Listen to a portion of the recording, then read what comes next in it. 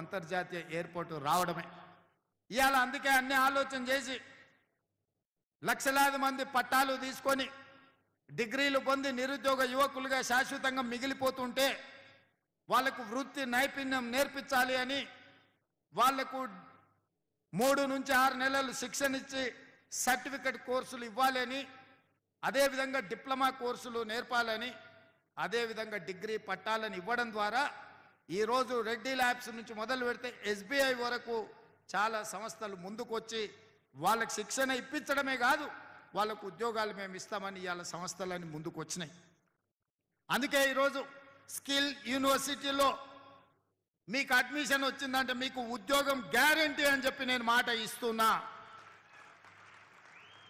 ఇవాళ ఇక్కడ శిక్షణ పొందిన ఏ విద్యార్థి కావచ్చు, విద్యార్థిని కావచ్చు, ఉద్యోగ సమస్య రాదు. ఈ రాష్ట్రంలో పక్క రాష్ట్రాలలో పక్క దేశాలలో మీకు ఉద్యోగాలు వచ్చే విధంగా శిక్షణనిచ్చే బాధ్యత ఈ ప్రభుత్వం తీసుకుంటుంది. మీ భవిష్యత్తు కోసం ప్రణాళికలు వేస్తుంది.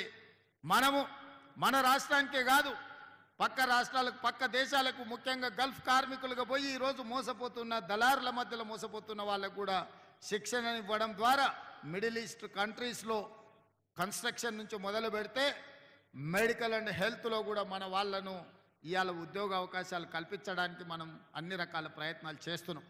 అందుకే మిత్రులారా ఇవాళ ఈ ప్రాంతాన్ని నేను ఒక మాట చెప్పిన నిన్న అసెంబ్లీలో మీరు అందరు వినే ఉండొచ్చు. హైదరాబాద్ నగరాన్ని నవాబులు కట్టి ఉండొచ్చు, సికింద్రాబాద్ నగరాన్ని బ్రిటిషర్తో పాటు చాలామంది అభివృద్ధి చేసి ఉండొచ్చు, సైబరాబాద్ నగరం